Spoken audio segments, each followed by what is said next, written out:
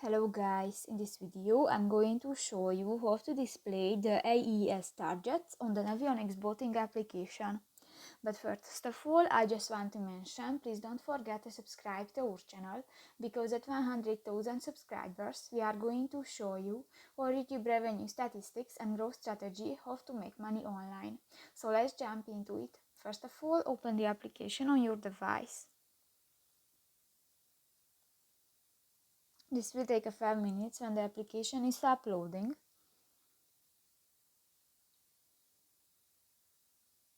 And tap to the layers icon at the lower left corner of the screen.